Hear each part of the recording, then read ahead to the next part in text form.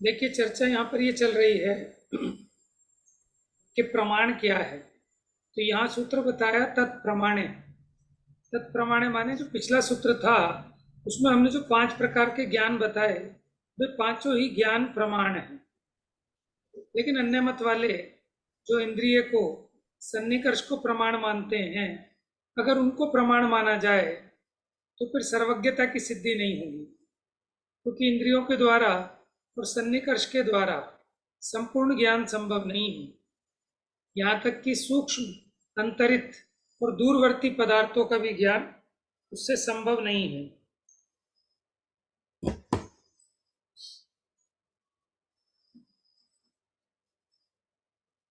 इसके अलावा अन्य मत वाले कोई अनुमान को प्रमाण मानता है, कोई आगम को, कोई उपमान को है।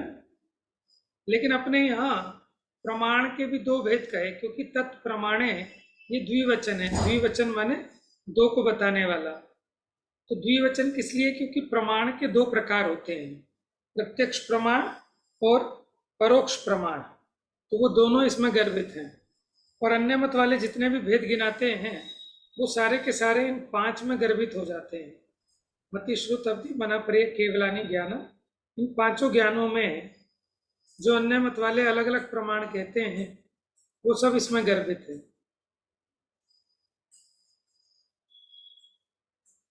यहाँ से पढ़िए।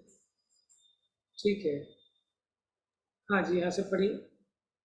उन सबका निराकरण कर प्रत्यक्ष और परोक्ष इन दो भेदों का नियम कर सही अर्थ की प्रतीति कराने के लिए प्रमाणे यह द्विवचन रूप पद कहा। अन्यवादी मान्य सभी भेद इन दो में ही गर्भित हो जाते हैं। इस प्रकार प्रत्यक्ष और परोक्ष ये दो ही प्रमाण हैं। सामान्य विशेषात्मक वस्तु प्रमेय है।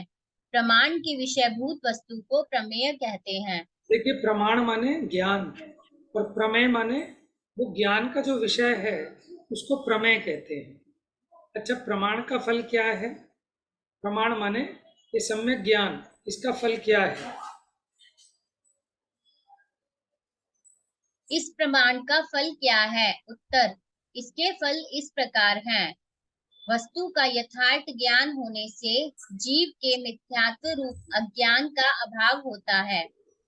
दूसरा, तत्पश्चात उसमें सच्चे अर्थ की प्रतीति उत्पन्न होती है।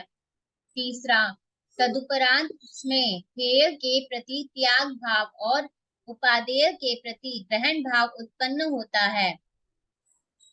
चौथा, तदनंतर उनके प्रति राग द्वेष का अभाव होने से जीव के माध्यस्थ भाव प्रकट होता है। इत्यादि प्रमाण के फल हैं। इनके विधि निषेध की विशेष चर्चा श्री तत्पार्थ राजवार्तिक श्लोक वार्तिक जी में है, वहां से जान लेना। देखिए, प्रमाण का फल क्या हुआ? कि प्रमाण का फल हुआ अज्ञान का दूर होना। प्रमाण माने ज्ञान, तो उसका फल क्या हुआ? अज्ञान का दूर होना। तो एक तो मिथ्यात्व रूप अज्ञान मिट गया, सच्चे अर्थ की प्रतीति यानी श्रद्धा उत्पन्न होती है। जो है उसकी त्याग बुद्धि और उपादेय के प्रति ग्रहण करने का भाव उत्पन्न होता है। राग द्वेष का अभाव होकर साम्य भाव प्रकट होता है। ये सब प्रमाण के फल हैं। देखो, फल को देखकर ही माने जगत जो है वो भी है ना, सुक्ति के वो आपका काम नहीं देखता, परिणाम देखता है, आउटपुट क्या है।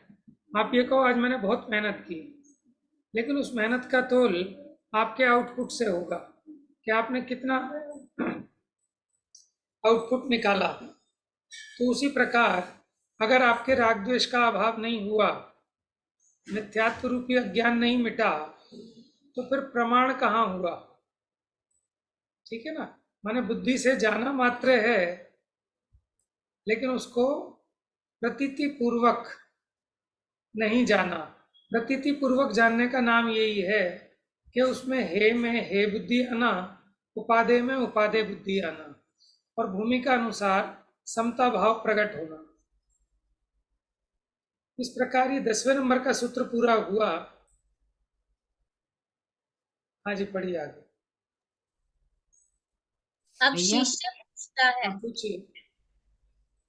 भैया जो ये अभी बातें बताई चारों इसमें कि भाई जैसे बताइए कोई कितनी भी मेहनत करे, जब तक उसकी आउटपुट बढ़िया ना हो तो उसकी मेहनत मेहनत नहीं कहलाई जाएगी। तो इसमें तो फिर भवितव्यता लगेगी ना, पांच समवाय वाली।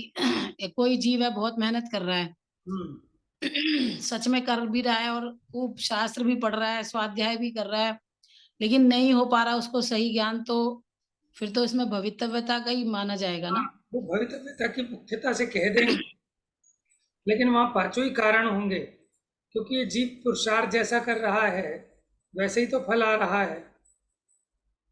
जैसा ये जीव पुरुषार्थ कर रहा है वैसे ही फल आ रहा है।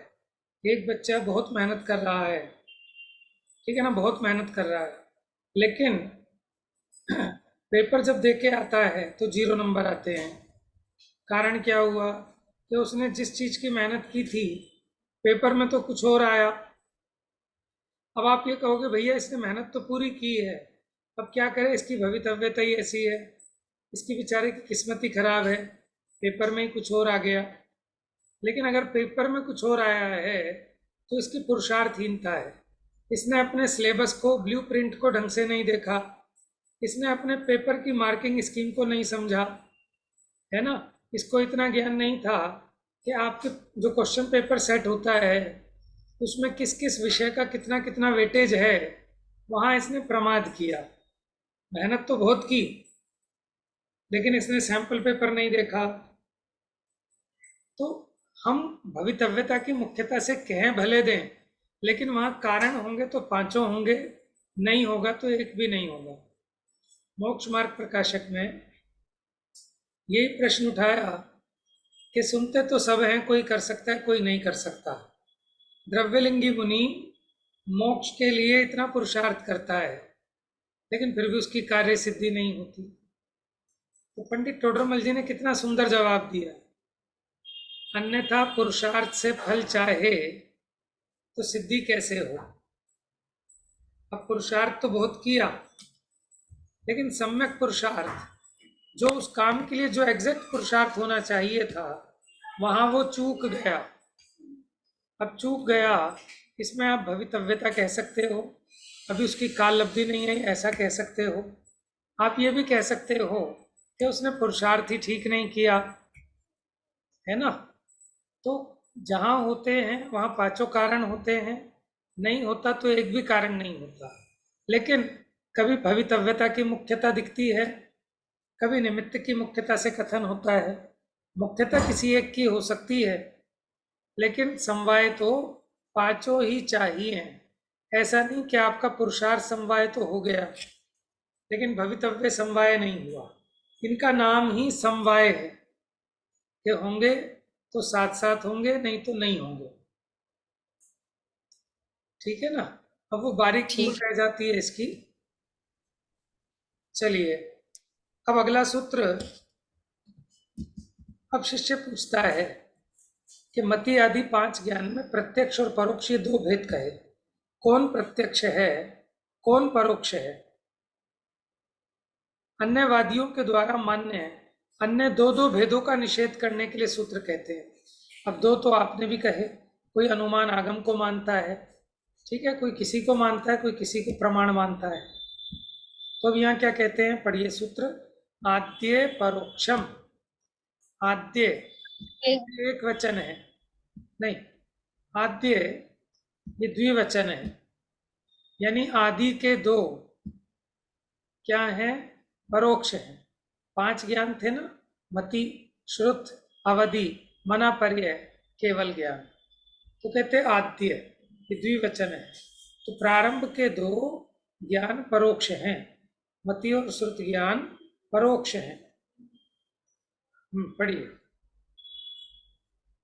आद्य परोक्षम, आदि के दो ज्ञान परोक्ष हैं। आद्य 9वें सूत्र में कहे गए मति आदि पांच ज्ञानों में से आदि के दो, मति और श्रुत ज्ञान परोक्ष परोक्ष प्रमाण है। आद्य पद आदि का द्विवचन होने से मति श्रुत दो का ग्रहण किया है। ठीक है, आगे पढ़िए। प्रश्न, इन दोनों ज्ञानों का परोक्षपना क्या है। उत्तर, आत्मा के ये दोनों ज्ञान पर की निमित्तता में उत्पन्न होते हैं। मति ज्ञान इंद्रिय और मन की निमित्तता में उत्पन्न होता है और श्रुति ज्ञान मति पूर्वक ही होता है। यह इनका परोक्षपना है। परोक्ष अथवा माने क्या है कि जो डायरेक्ट आत्मा से ना होकर जिसमें इंद्रिय मन आदि का निमित्त पड़े उसको कहते हैं परोक्ष। हाँ जी, पढ़िए आगे। अथवा पर आत्मा से पृथक इंद्रिय मन पर का उपदेश, सूर्य चंद्रमा दीपक आदि का प्रकाश, इनकी अक्ष सहायता लेकर ये दोनों ज्ञान उत्पन्न होते हैं, अतः परोक्ष हैं। ये तो अथवा मन के अलावा आत्मा से पृथक पर का उपदेश, प्रकाश, ठीक है, इनकी निमित्तता में ये दोनों ज्ञान उत्पन्न होते हैं। अगर प्रकाश नहीं हो तो आपको चक्षु इंद्रिय संबंधी ज्ञान नहीं होता, ठीक है। पर का उपदेश, ये सब बाह्य कारण है, इसलिए ये ज्ञान परोक्ष कहलाता है। अथवा पढ़िए। अथवा अविशद भैया ज्ञान हाँ को जी। भैया अक्ष मतलब तो इंद्रिय भी होता है ना? अक्ष माने आत्मा भी होता है और अक्ष माने इंद्रिय भी होता है। अच्छा, और सहायता भी होता है? नहीं, अक्ष का मतलब सहायता नहीं होता। यहाँ लिखा तो है इनकी अक्ष इजिकल टू सहायता लेकर।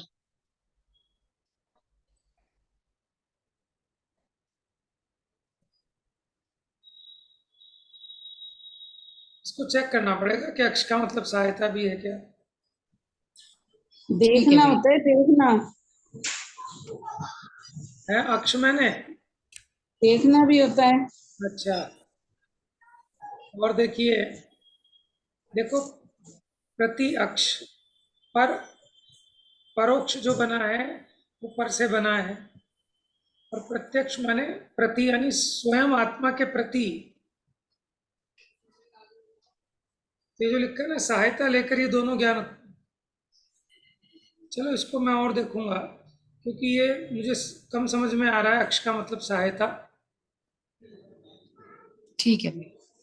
तो यहाँ अक्ष का मतलब इंद्रिया होना चाहिए। चलो और देखते हैं दूसरे ग्रंथों में। अथवा अविशद, अविशद कहते हैं जो अस्पष्ट हो, विशद कहते हैं स्पष्ट ज्ञान को, और अविशद कहते हैं अस्पष्ट ज्ञान को। क्योंकि मति श्रुत परोक्ष है, इंद्रिय और मन के निमित्त से होते हैं, इसलिए वो उतने स्पष्ट नहीं होते, ठीक है। इसलिए इसको कहा अविशद ज्ञान। ये दोनों ज्ञान पर की अपेक्षा पूर्वक होते हैं, पर द्रव्यों से इनमें अंतर पड़ जाता है, इसलिए ये परोक्ष है। पढ़िए आगे। स्मृति संज्ञा तर्क अनुमान आदि इनमें ही गर्भित हैं। यानी इन परोक्ष यद्यपि ज्ञानों में ही गर्भित है। अन्य मत वाले जो अलग अलग प्रमाण गिनाते हैं वो सब इसी में गर्भित है।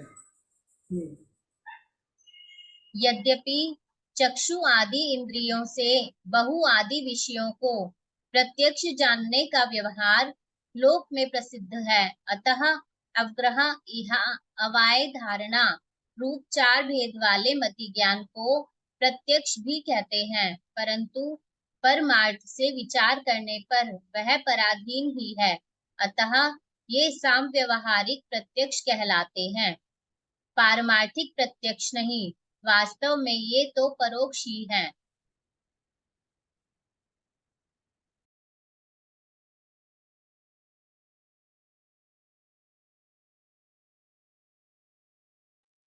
भैया म्यूट हो रखा है आपका।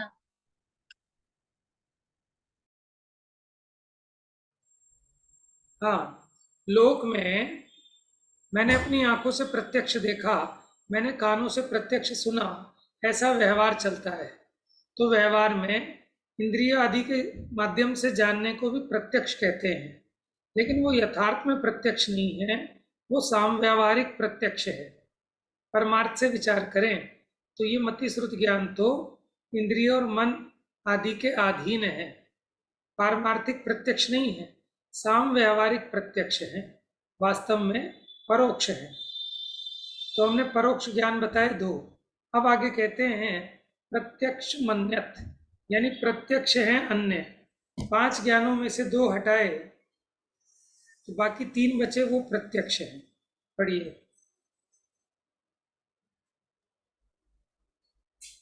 प्रत्यक्ष मन्यत शेष प्रत्यक्ष हैं, पर की अपेक्षा से रहित ज्ञान प्रत्यक्ष है। अन्यत 9वें सूत्र में कहे गए 5 ज्ञानों में से मति श्रुत के बिना शेष रहे अवधि, मनःपर्यय, केवल ज्ञान, ये तीनों ज्ञान इंद्रिय और मन की अपेक्षा से रहित अपने प्रतिपक्षी आवरण कर्म के क्षयोक्षम या सर्वथा क्षय की निमित्तता में मात्र आत्मा का आश्रय लेकर ही उत्पन्न होते हैं, अतः प्रत्यक्ष हैं। देखो, आत्मा का आश्रय लेकर उत्पन्न होते हैं, वो प्रत्यक्ष हैं। आत्मा के अलावा पर पदार्थों का आश्रय लेकर उत्पन्न होते हैं, वो परोक्ष हैं। देखो आगे। अक्ष आत्मा, प्रति सम्मुख, अन्य की सहायता, बिना मात्र आत्मा से ही प्रकट होने वाला ज्ञान प्रत्यक्ष है। इसके विकल और सकल ये 2 भेद हैं। अवधि और मनःपर्यय ये 2 विकल और केवल ज्ञान सकल प्रत्यक्ष है। देखो, प्रत्यक्ष के भी 2 भेद, विकल माने अधूरा, सकल माने पूरा। अवधि ज्ञान और मन पर्य ज्ञान वो एक देश प्रत्यक्ष है, क्योंकि उनमें द्रव्य क्षेत्र काल भाव की मर्यादा है। लेकिन केवल ज्ञान अमर्यादित है, उसमें कोई सीमा नहीं है, असीमित को जानता है, इसलिए वो सकल प्रत्यक्ष है। हाँ जी, पढ़िए प्रश्न। प्रश्न, अन्य की सहायता बिना कार्य करने वाला यदि प्रत्यक्ष प्रमाण है, तो अवधि दर्शन और केवल दर्शन भी अन्य की सहायता के बिना मात्र आत्मा के आश्रय से उत्पन्न होते हैं, अतः इन्हें भी प्रमाण कहना चाहिए। प्रश्न समझ में आया कि आपने प्रमाण में ज्ञान को लिया और आप उसी की चर्चा कर रहे हैं, प्रत्यक्ष और परोक्ष की। तो जो अवधि दर्शन है, केवल दर्शन है, ये भी तो बिना किसी की सहायता के आत्मा के आश्रय से होते हैं, तो इनको भी प्रत्यक्ष प्रमाण कहना चाहिए। तो उत्तर में कहते हैं कि अभी यहाँ जो चर्चा चल रही है वो साकार रूप ज्ञान की बात चल रही है, अनाकार रूप दर्शन की बात नहीं चल रही। और हम उस ज्ञान के भेद बता रहे हैं, प्रत्यक्ष और परोक्ष। तो ज्ञान ही प्रमाण है, दर्शन नहीं। क्योंकि जैसे ज्ञान स्वसंवेदन गम्य है, अपने और दूसरों के प्रत्यक्ष अनुभव में आता है, उस प्रकार से दर्शन नहीं आता। इसलिए ये जो प्रत्यक्ष और परोक्ष के भेद किए, ये सब किसके हैं? ज्ञान के, न कि दर्शन के। ठीक है, पढ़िए आगे। प्रश्न, यदि ज्ञान ही प्रमाण है, तो विभंग ज्ञान भी अन्य की सहायता के बिना मात्र आत्मा से ही उत्पन्न होने के कारण प्रमाण होना चाहिए। बात सही है। प्रश्न आपका देखो, वो कह रहे हैं, आपने कहा कि जो पर की सहायता के बिना आत्मा से उत्पन्न होते हैं वो प्रमाण हो। तो जो विभंग ज्ञान है, कुअवधि ज्ञान, वो भी कोई इंद्रिय मन से नहीं होता, तो उसको भी आपको यहाँ लेना चाहिए प्रमाण ज्ञान में। तो कहते हैं भैया यहाँ सम्यक्त्व का अधिकार है, सम्यक्त्व का अधिकार है, माने सम्यक ज्ञानों की चर्चा है, इसलिए उसमें मिथ्या ज्ञान की चर्चा नहीं आई। ठीक है, पढ़िए जरा इसका समाधान। उत्तर, यहाँ सम्यक्त्व का अधिकार होने से विभंग ज्ञान प्रामाणिक नहीं है। यद्यपि वह इंद्रिय और मन की अपेक्षा रहित मात्र आत्मा के आश्रय से ही उत्पन्न होता है, तथापि वह मिथ्यात्व के उदय से पदार्थ को विपरीत ग्रहण करता है, अतः प्रामाणिक नहीं है। एक तो मिथ्या है, ठीक है। दूसरा अपना जो प्रकरण है वो सम्यक ज्ञान का है। सम्यक ज्ञान को प्रमाण कहते हैं, मिथ्या ज्ञान को प्रमाण नहीं कहते। इसलिए कुअवधि ज्ञान प्रमाण नहीं है, क्योंकि वो मिथ्या है। हाँ जी, पढ़िए। निष्कर्ष यह है कि यहाँ सम्यक ज्ञान का प्रकरण होने के कारण ज्ञान से दर्शन का, सम्यक से कुज्ञान का प्रत्यक्ष कहने से पराधीन रूप मति श्रुत ज्ञान का निषेध जानना चाहिए। अतः अवधि, मनः, पर्यय और केवल, ये तीन ही प्रत्यक्ष प्रमाण है, अन्य नहीं। ठीक है, ये बात आपको समझ में आई।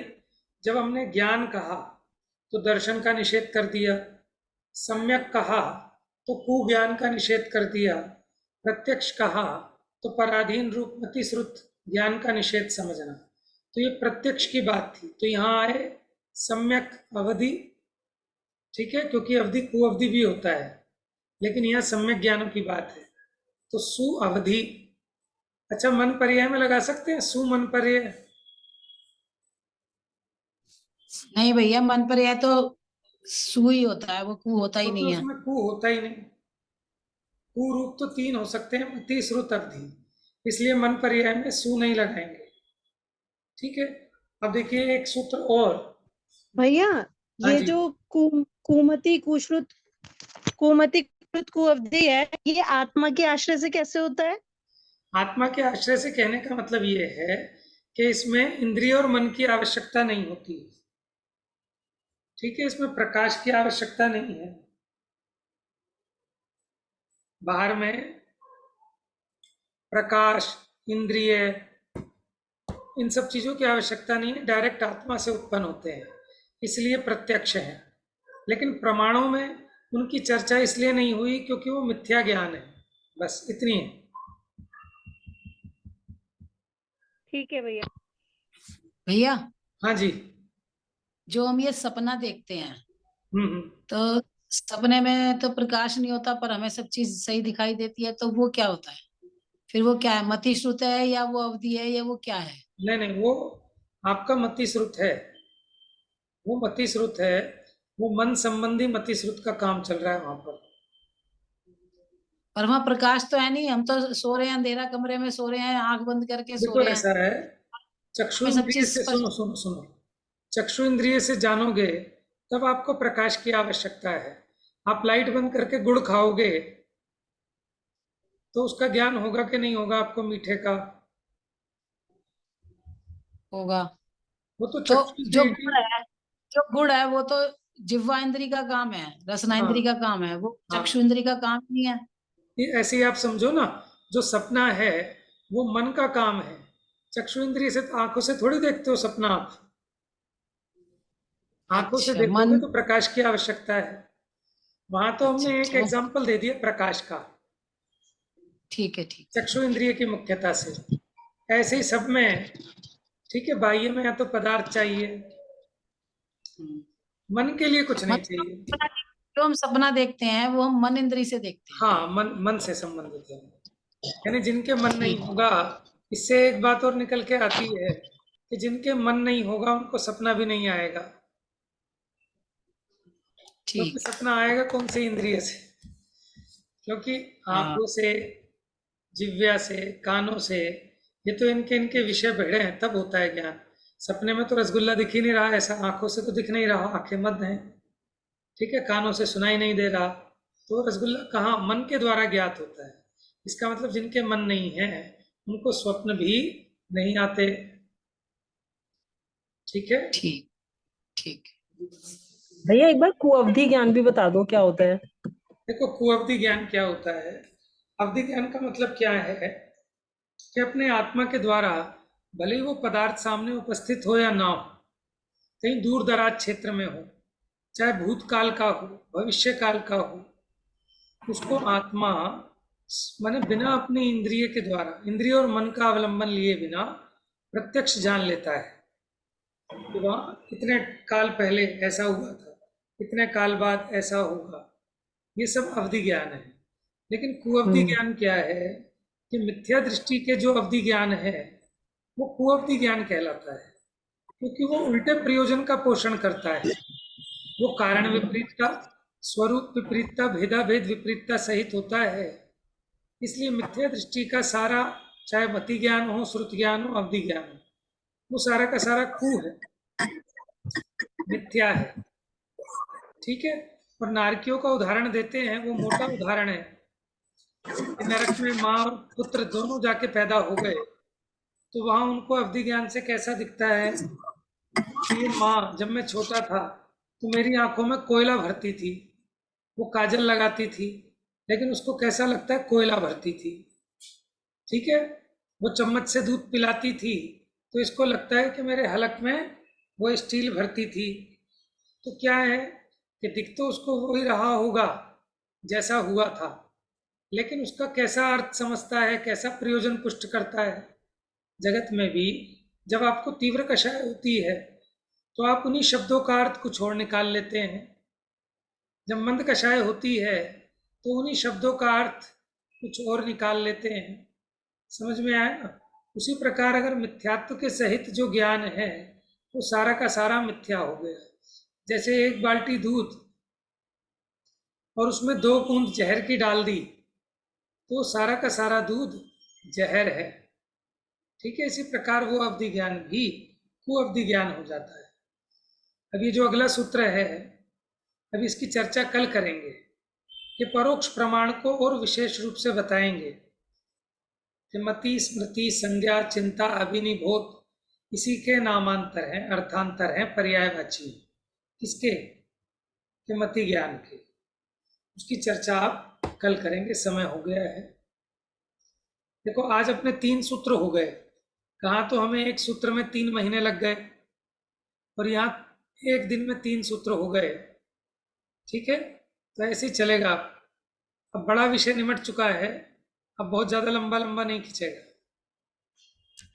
चलिए, अब आप सूत्रों को अच्छे से समझते जाइएगा। लाल जिनवाणी में भी ये सूत्र हैं, आप लोगों के पास भी तत्वार सूत्र होगा।